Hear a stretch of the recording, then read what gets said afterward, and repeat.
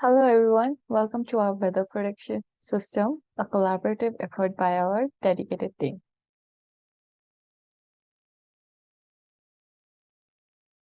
So first we're gonna go through the introduction and about our data set, and we're gonna go through the pre-processing that we did and the tools and the ML models that we used, and then we'll come to the conclusion.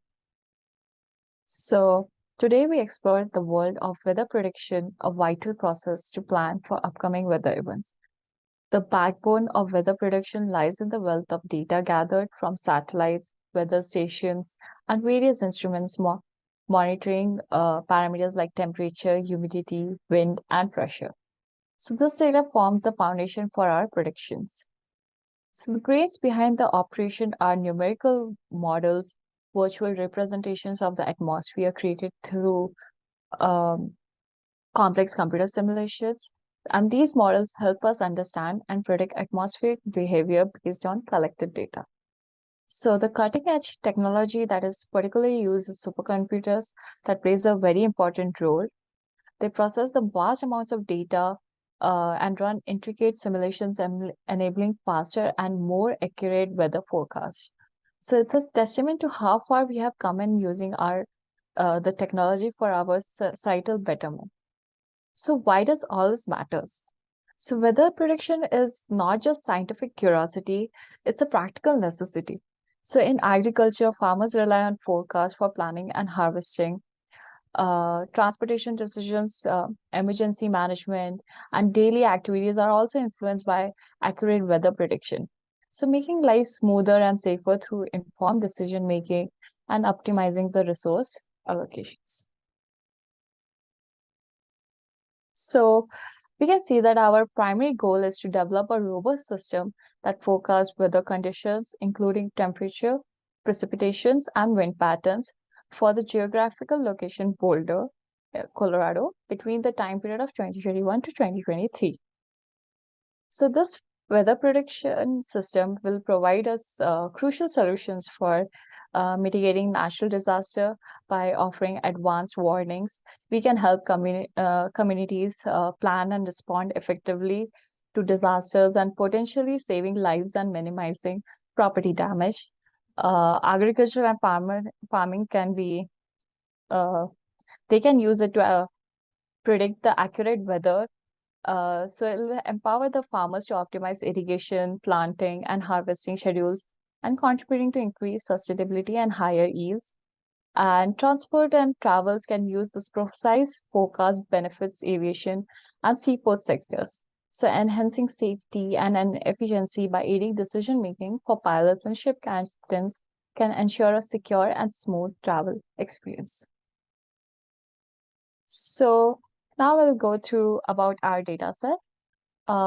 So we gather our data set through Visual Crossing, which is a trusted weather data provider since 2003.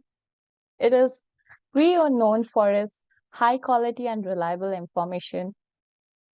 Visual Crossing serves a diverse user base from data scientists to business analytics and academics.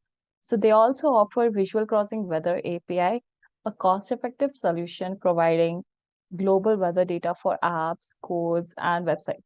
So it can be seamlessly integrate accuracy with the projects. And this API is the go-to choice for developers, business, and researchers, offering a reliable source for informed decision making. So the data set covers 2021 to 2022 comprises 989 entries and 37 columns, offering a thorough compilation of weather data for Boulder, Colorado. And it has temperature variations, field-like temperature, humidity, precipitation, wind speed, and other specialized metrics. And it provides a comprehensive snapshot of the region's weather patterns. Now, Siddharth will continue with the data pre-processing. So, hi. So now we're gonna see the basic ETL stuff, like how we collected the data, how we transformed it, and how we uploaded it to the cloud storage. So the general overview is that we collected the data from an API and then we processed it and saved the file in a GCS bucket using Airflow. And also we have performed few machine learning models on the data using the Databricks provided by the GCS. And also we have finally created a web app for you guys to try out the prediction, and that is done using the Streamlit. So now we're gonna see how we did all that. So we have used an API called Visual Crossing, a website called Visual Crossing, and we have used their API. So with this API, we were able to get city-wise data, and also we have decided to get Boulder cities data set. So we have a limitation on this that we were able to do only 1,000 calls per day. So we got around 3 years of data using the 1,000 calls, 3 years of Boulder weather data, and yeah, and we pre-processed it and loaded it. So I'm just going to show you how the data set looks like after getting it from the API. So this is how the data set looks like. And as you can see, there are a lot of unwanted columns in this data that we don't require for our machine learning model. And yeah, we're gonna reduce the number of columns, clean the data set if it has any null values or missing values or any outliers. And yeah, so basically we are trying to predict the conditions of the weather.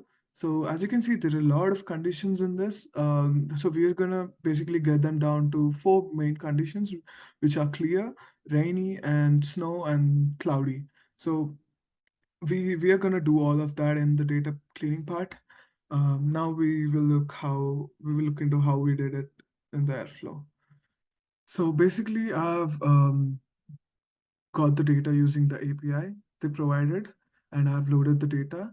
And as I said, I've got down all the labels into four main labels, which are clear, rain, cloudy, and snow.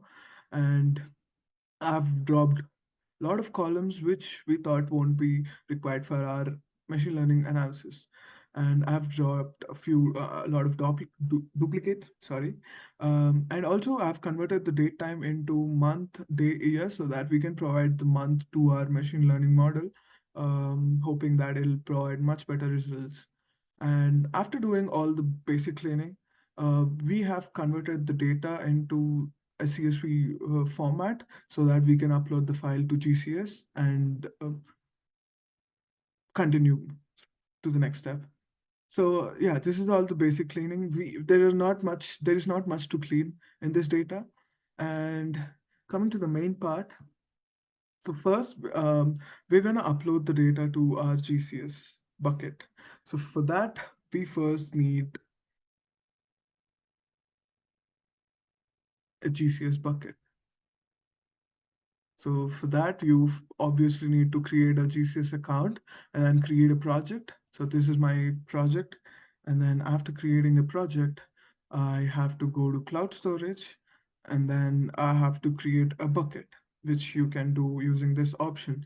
After creating a bucket of your of your choice, you will be uploading, I mean, the Airflow will be basically uploading the file over here. So you need this bucket name and everything. So after creating a bucket in this, we're going to provide the bucket name over here, which will be the DCSC weather. And also we need few more things uh, that that has to be there to provide set up a connection with GCS. For that, I'm going to show you how we do that. So first you need a service account, which we can do using the IAM admin portal. So a service account is basically a user. Creating a service account means creating a user that has access to few things. We can set up the permissions of our choice. We can basically make him an owner or make the service account an owner, editor, or viewer, and stuff like that. So first you have to create a service account. You have to provide the name. Service account ID will be generated automatically, and you have to create it. After you create the service account, you will be going to create a key for the Airflow to access your GCS using the service account. So if we go to a random service account, as you can see, there is a tab called keys, and if you go to the keys and if you click on add a key and you have to create a new key, and you will be choosing the JSON option over here, and you will create a key, and the key will be downloaded to your local computer, and you have to save that key for future purposes. And after getting the key, you have to go to the web server of your Airflow, which you can do using the web server Airflow space web server command in the Airflow terminal. And after that, you have to go to admin connections, and then you have to create I mean, after going to the connections, you have to search for Google. And if you search for Google, you'll find Google underscore cloud underscore default, and you have to edit this connection. So basically, we have to click on the edit record, and then after editing the record, you'll be providing the connection ID, which will be the name of the connection. You can provide anything you want. And the connection type will be Google Cloud, because we're accessing the Google Cloud storage. So there are a lot of other options that we can do. And also, before doing all this, make sure that you install the Google Cloud libraries in your Airflow, so that you will be able to see all these over here. Yeah, that is the main point. Install all the Google Cloud libraries that we require in the Airflow, and click on Google Cloud if you don't see the Google Cloud option. And you will be providing the project ID, which you can find over here in the name of beside the name of your project. And after providing the project ID, you need to specify the path of your key file, which you have just downloaded when you created a service account key. So it'll be stored locally in your computer. You need to copy that file to your Airflow and provide the path over here, which will be the file in the Airflow directory. And then after doing all that, you just need to click on save, and you will have a connection now. After creating a connection, you need to provide the connection ID over here, and mine is Google Cloud default, and you need to provide that over here. And after that, we are using GCS hook, which is a function to set up a connection between the Python and the Google Cloud storage. So you will be providing all the necessary stuff like bucket name and the place where the file needs to be stored in the bucket, and also the file that you want to upload, and stuff like that. Everything you need to mention over here. And using the blob function from the GCS, we will be uploading the data to the GCS bucket. And yeah, this is the basic DAC file that we've created. So after creating the DAC file, you need to run the DAC file in your Airflow terminal. And after running the DAC file, I'm gonna show how this looks. So this is basically all the runs. And yeah, I've used a single function for all the ETL. Um, and as you can see, that's why there is only one function over here. Um, yeah, this is basically successful. The function ran successfully, and we will look into our bucket to see whether the file is stored or not. So yeah, we go to DCS bucket. You can see the data.csv, which is the file processed file, processed data. And yeah, these are all the details of the data set. And yeah, the next part is um, accessing this data file into the Databricks. So for that, you need to go search for Databricks, and you need to click on subscribe over here. As I've already subscribed and created an account on Databricks, I have this option. So if you basically click on subscribe, you will have a page that requires you to create an account of Databricks. And after creating an account, you will have a page like this. I'm going to show you just in a minute. So yeah, this is your Databricks account, and it is operated by GCP. So yeah, and yeah, you will be creating a workspace over here.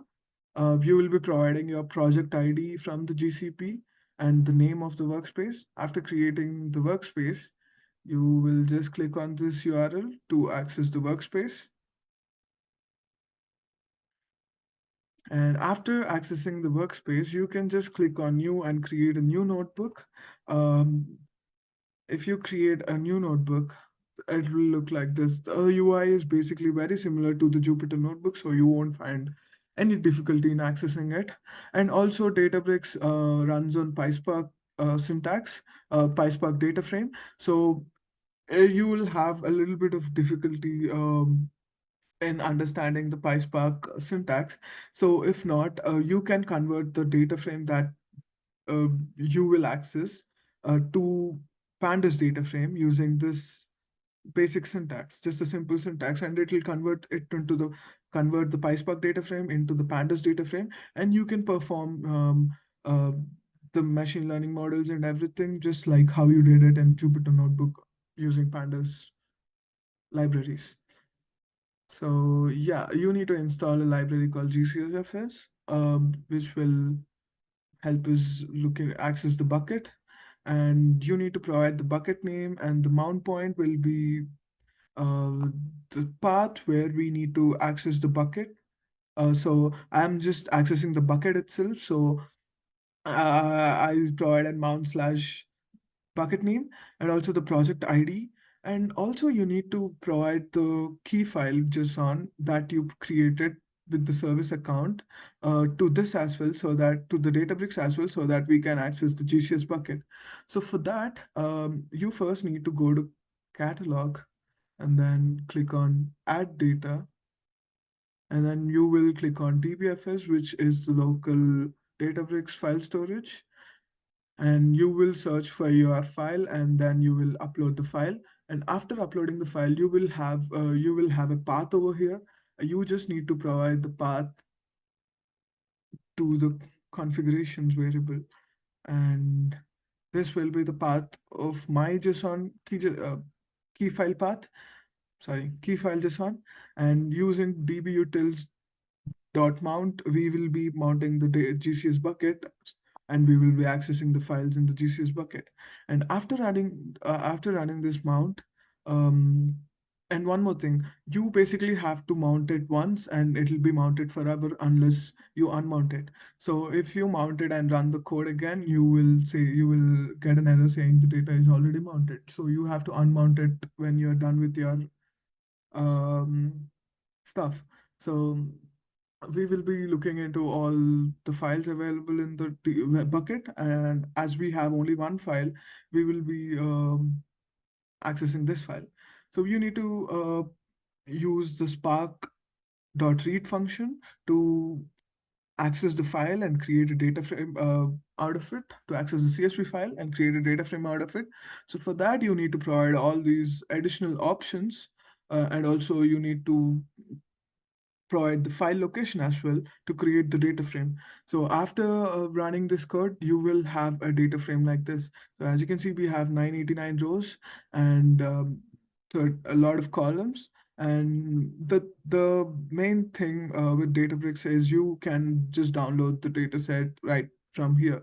Um, and also you can perform visualizations, and this table will be very interactive. You can perform visualizations and sort the table, or just do basically whatever you want. And yeah, so I've converted the data frame to pandas data frame, the PySpark data frame to pandas data frame. As you can see, the DF will be PySpark data frame. I've converted it to pandas, and you can because I'm comfortable with pandas, and you just do the machine learning stuff from here. And as you can see, we just did basic machine learning models, and we have seen the accuracies, the confusion matrices, and the prediction functions for our web app, and also we have saved the model into a pickle file so that we can access the model in our Streamlit web app. And also, I've tried to reduce the number of columns using the feature importance. Um, this is to see basically this is basically to see which columns contribute the most to the model, so we can remove the less contributing more features of to the model, and it doesn't make any difference. So I've reduced it to 5 columns, and we're gonna see more about the ML models that we have used in the next slides. This will be explained by Sudha. So yeah, that's it. Thank you. Hi all, now I'll talk in detail about the machine learning models used for this project.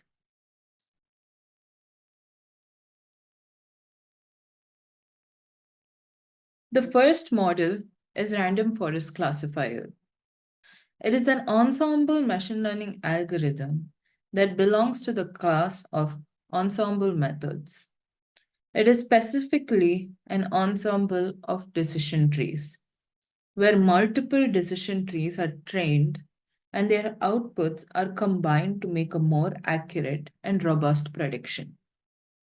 It is used for both classification and regression tasks. The accuracy for this model is 88%. The second model is logistic regression.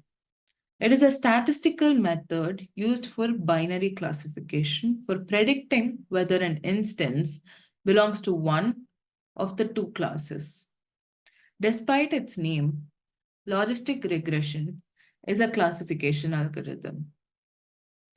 Although this model is not suited for this data, as this data has a multi-class classification, and still it gives a mediocre accuracy of 72%. The third model is support vector machine. It is a supervised machine learning algorithm that can be used for classification and regression tasks. It is widely used for tasks such as image classification and text classification. The accuracy for this model is 66%. The fourth model trained is gradient boosting. It is an ensemble machine learning technique used for both classification and regression tasks. It is a type of boosting algorithm that build a strong predictive model by combining the predictions of multiple learners, typically decision trees. It focuses on minimizing the errors of the previous model by adjusting the subsequent models. The accuracy for this model was found to be 90%. This being the highest accuracy compared to other three.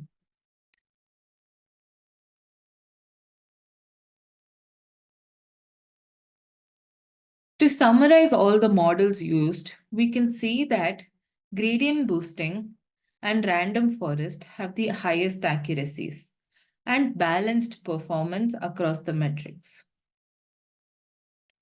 Logistic regression has a lower accuracy when compared to random forest, but SVM has the least accuracy. For random forest, the precision recall and F1 score shows strong performance across all classes, especially for the class 0, which is clear. And for gradient boosting, the precision and recall and F1 score shows strong performance similar to random forest.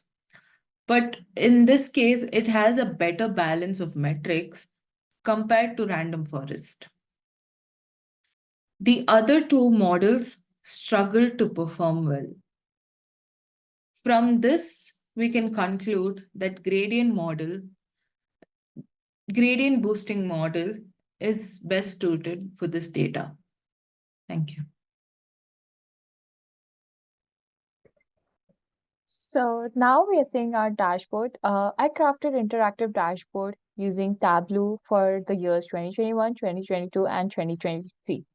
So these dashboards provide a visually compelling and user-friendly interface to explore and analyze the comprehensive weather dataset for Boulder, Colorado.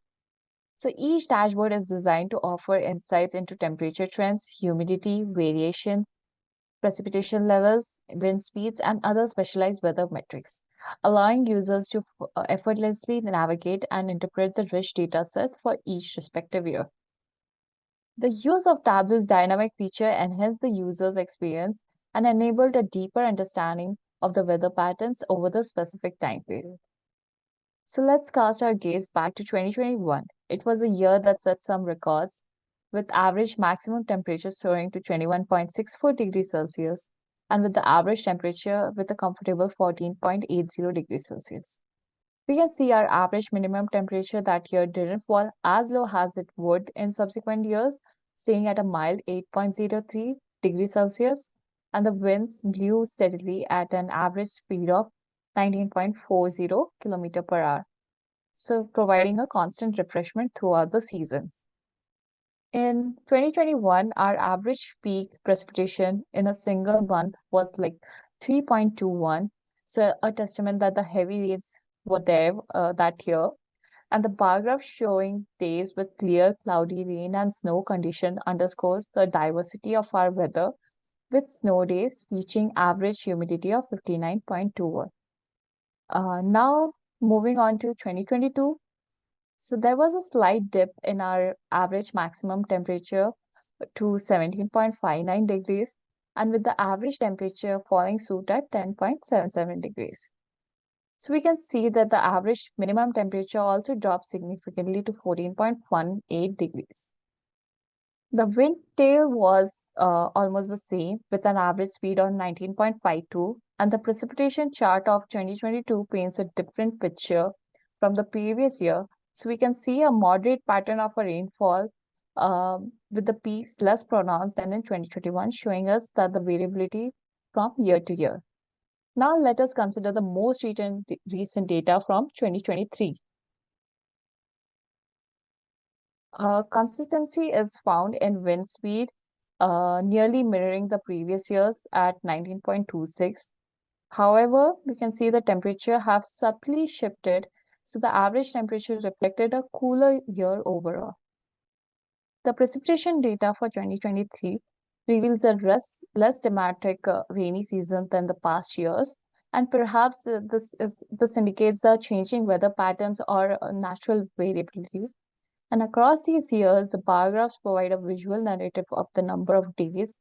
So Boulder has have a sunshine day or enveloped in clouds, soaked by rain, or maybe blanketed in snow.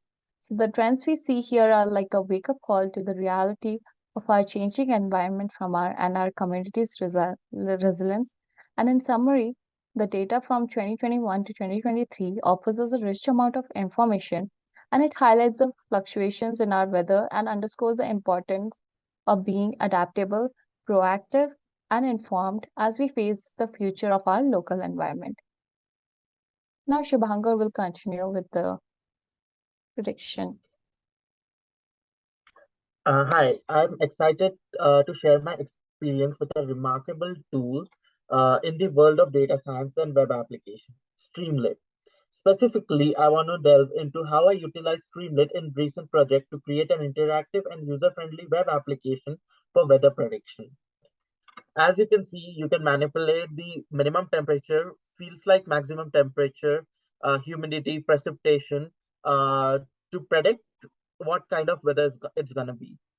Like for instance, if I change the precipitation to 0, the prediction changes from rainy to cloudy. Streamlit, for those who are unfamiliar, is an open source Python library that turns data scripts into shareable web applications in minutes. It is designed for people who work with data, simplifying the process of creating custom web interface.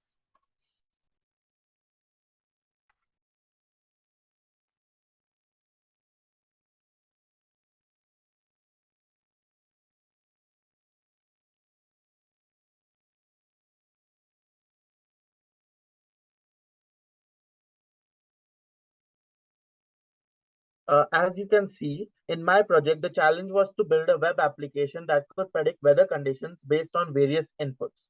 The core of this application was a machine learning model trained on historical weather data, capable of forecasting weather with impressive accuracy. The beauty of Streamlit lies in its simplicity and efficiency. With just a few lines of code, I was able to create an interactive interface for users to input data such as temperature ranges, humidity, and other relevant matrices. Streamlit's magical command does the most heavy lifting, allowing me to focus on fine-tuning the model and ensuring accurate predictions. One of the most standing out feature which I extensively used is the ability to integrate various Python libraries seamlessly. For instance, I used pandas for data manipulation, Pickle to load a pre-trained machine learning model, and PIL for image processing. Streamlit harmoniously brought these elements together in a cohesive, responsive web app. The result is a user-friendly platform which users can enter specific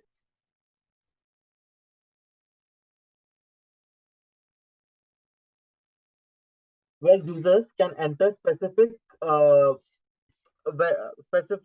information about the weather and get predictions of the weather around them. Um, In conclusion, the development and implementation of our weather prediction system represents a significant advancement in leveraging technology for meteorological analysis. Through the integration of sophisticated machine learning algorithms and comprehensive data sets, we have successfully created a tool that offers reliable and accurate weather forecasts.